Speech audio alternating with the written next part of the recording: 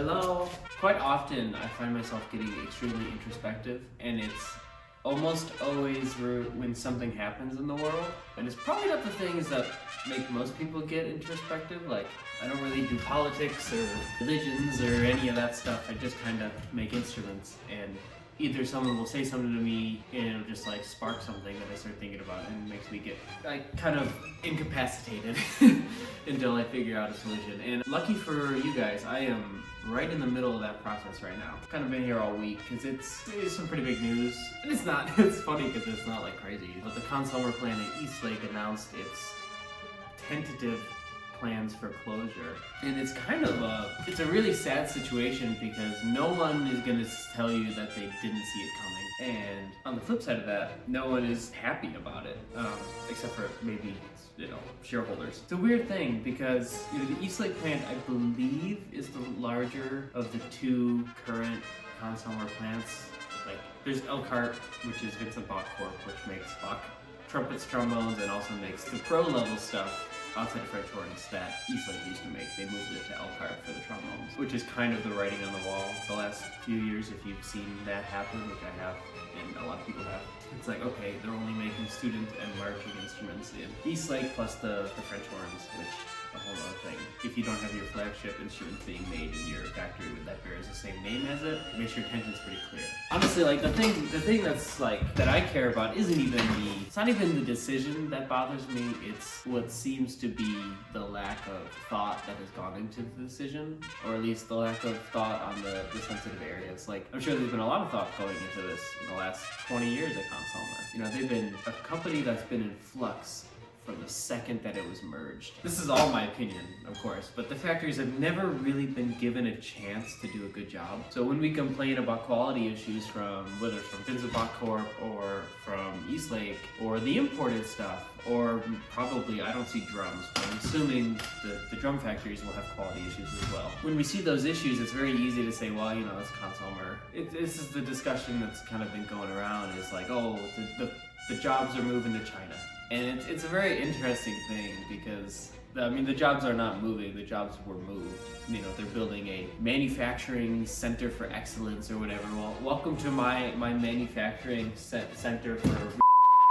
It's very likely that the Chinese factory is going to outperform Eastlake in every standard, in quality and quantity and scale and parts availability and everything. It's actually, I think it's a certainty that factory will outperform the Eastlake factory. There's cultural reasons, there's corporate reasons. The loose history, this is my unresearched, everything in this is just offhand unresearched, so please, if I'm wrong, please correct me and I will be happily corrected.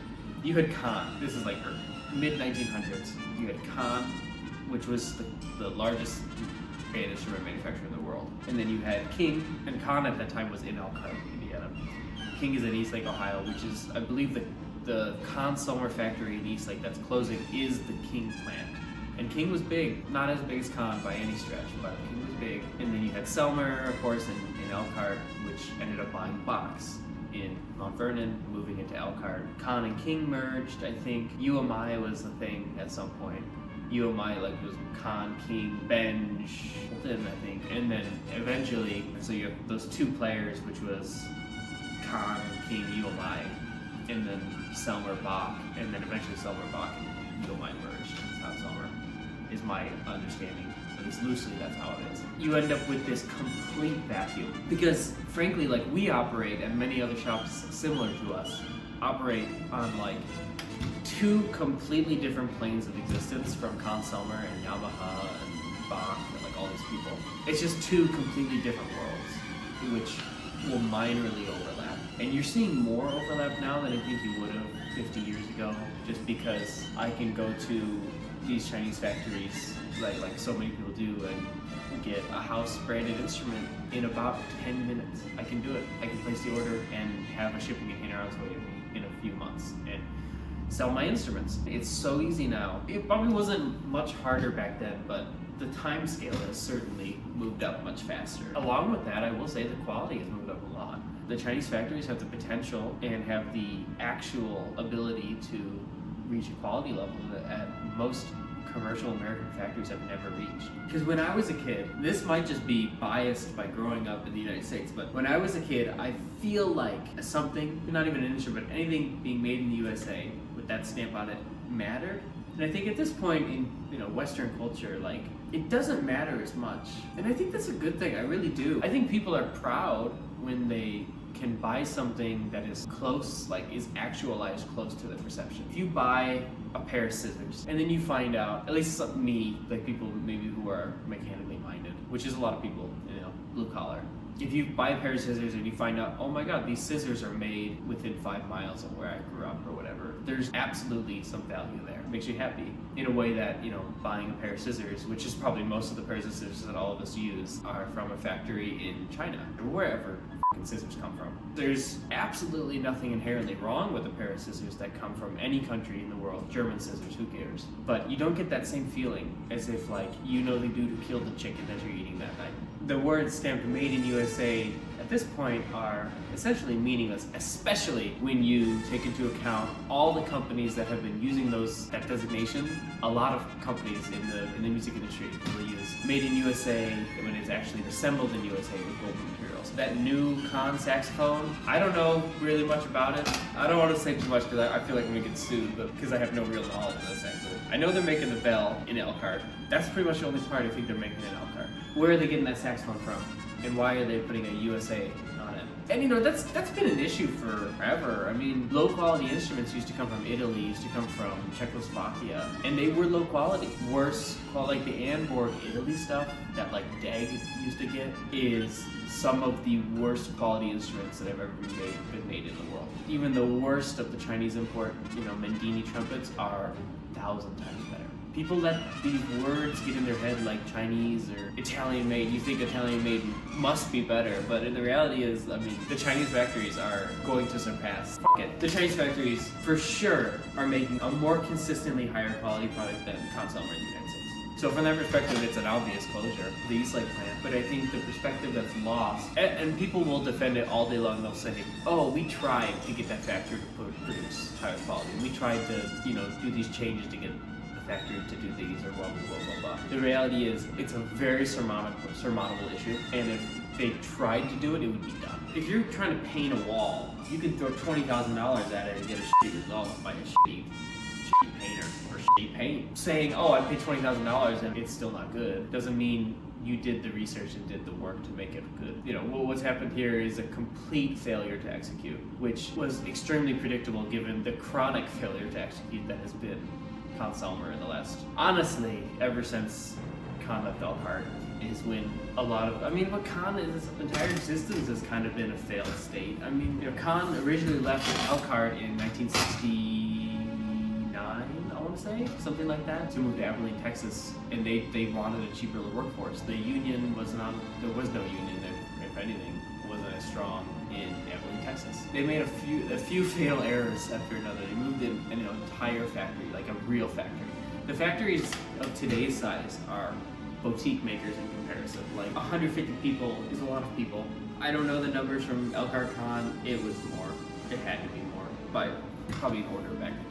So you got these skeleton factories that don't really hold up to the quantity or quality of the old ones. But also, the quality of Conn Elkhart instruments was never, I genuinely think if you looked at it, the quality of the Eastlake factory was probably higher than the quality of the Elkhart Conn factory. This is the crux of it, because made in USA is meaningless. And I think that's a good thing, because I think Chinese factories deserve a lot of respect. I think people who import Chinese instruments and sell them at an incredible upcharge deserve a lot of disrespect. I think any country in the world, if there's someone who wants to make an instrument, they should make a fucking instrument. And they should do it now, because now's the time. People who have been condemning, including me, I used to be one of these people, condemning Chinese-made instruments are probably just racist and don't know the facts, because any country, any person anywhere in the world can make a high quality instrument if they try hard enough. There has to be a combination of people in the factory who care. In general, Eastlake has. And there has to be management who cares, and management who understands manufacturing enough and understands the business side enough and is able to circumvent the corporate bullshit that goes on in these companies to make a high quality product. And when the product is not high quality, it does not get shipped out. And that is the issue, because no matter what, they sell all the instruments that they make, even if they have these quality issues that have been going on for years, that the factory workers have been complaining about and have been affected by, but the management may or may not care enough to fix it because all the instruments sell. Dealers might complain, but on the whole, people take them. So if that's the reality, and Made in USA is not, it's just not important at this point, because most of the goods we use on an everyday in the United States are made in the USA. And that's cool, because some people might be good at making some stuff and some people might be good at making other things. And there may be more valuable things for United States companies to make, but maybe that's not true. I really don't know. I'm not an economist. All that being said, at the end of the day, when you look at it, there was something in the water when these instrument makers that I've been talking about, Conn, King, Bach is the big one, right? There was something in the water when they were developing these companies, developing these instruments specifically, that made an American instrument special. And to make an American instrument kind of the goal for the rest of the world. You know, American influence kind of runs in everything, but when you look at the world today and everyone's playing a Bach, you know, not everyone, but a greater percentage of the professionals in the wider world are playing a Bach instrument. All of the companies that may be closer to that individual are copying Bach instruments. It's undeniable that there was something in the water in the early 1900s in the United States that was not happening in Germany, it was not happening in France. Well, maybe it did happen in France, but it flamed out. Going forward, what is going to be the most important thing to market to our customers, to convince to our customers? We don't really do marketing. I kind of hate all of the marketing in the industry because it's all the same and it's all a lie. I don't need to go into it. You can see it. It's a lie. They're just lying to you. You know, what the fuck is a hand hammer bell? Tell me. Tell me anyone in the world who actually makes a hand hammer bell, and tell me why, if they do make a hand hammer bell, it's actually worse than the rest of the bells made in the world. All that marketing is a sham. For me, though, the marketing that we do is very raw. It's just us fucking around. We show the processes that we do, which are the things that make American instruments special. We just show the processes, we show us having fun, that's what we do. And I think going forward, we're gonna continue to do that because that's just what we do. But I think the more important thing is, how do you show people why these different processes that we do, that other countries don't do or do differently, slightly differently, those slight differences are what make American instruments special of the past. The modern American instruments that are being made are not made the same way that Bach and Conn were making instruments. They're just not. Bach specifically did a lot of things not on purpose. I don't think it's on purpose. I think it's a happy accident. It's a combination of luck and skill and just timing. There's a lot of things that Bach did back in the day that they don't do the same way anymore for cost reasons and for, you know, loss arbitrarily. There's a certain amount of bells that just get lost in the process because of how it's kind of like a tightrope dance, you know? The modern Bach process for a lot of these things are just built on how can we get our numbers up and lose less parts. I so devoutly believe that it's the process that makes an instrument play the way it does. There's a reason when people play our closed wrap trombone, large bore tenor with the closed wrap on it, the valve plays. And for generations now, people have been saying that tight bends make tight horns, and they're wrong, because the quality of the components that people have been making tight horns with and the quality of the assembly has been at such a low bar that it's given people the idea that tight bends make tight horns. And then you have all these new open wrap trombones coming out, you know, 30 years ago, maybe more actually, made people double down on that opinion that tight bends make tight horns. And the reality is, those open wrap horns were made by smaller builders with rotors that were fit properly and tubing that was bent a little bit better than the factory tubing. When you add together tubing that is bent and balled out properly, which I don't think anyone actually does except for us, tubing that's bent and balled out properly, a rotor that seals, and someone who can assemble an instrument without stress and without all the braces pulling everything twisted, you end up with an instrument that plays free blowing. Things like that are the difference between what we do and what other people do in any country in the world. And it's all about the attention to detail, and it's all about the process. The reason I'm not worried is we're small. I never intend or have intended to get large enough to be on the short list of a company like Conn-Selmer. That's a scale that I think is possible in the United States going forward. 100, 200 people, I think it is possible. I think someone should do it. I don't think it'll be me, but it's not my direct goal right now. My direct goal is to make the instruments that in 100 years people are going to be searching for. and to show other people how they can do it, because it's very lonely being on an island. It's much better that I have other people working here because I can share the stress with people, but when the reality is the entire industry is hydroforming and doing these processes that are not native to the quality of an instrument that people are looking for, it can get a bit lonely. If you are someone specifically in the United States who has ever thought about wanting to make an instrument in any amount, like even if you just want to do like the boutique horn builder, buy all your parts, in the current generation versus the generation 2 generations ago, there is a distinct lack of boutique makers popping up. I think that's the most alarming thing actually to me, partially because my business is in some form built off of supplying those people their parts, but honestly it's not even that, it's just a concern for the industry as a whole. If you're a young person, or even if you're an old person, I guess, if you're a person who's ever thought about starting to make an instrument, now's the time. There's going to be, never in our lifetimes going forward, is there going to be a more positive impact of a domestic instrument producer, even if you make 2 instruments a year.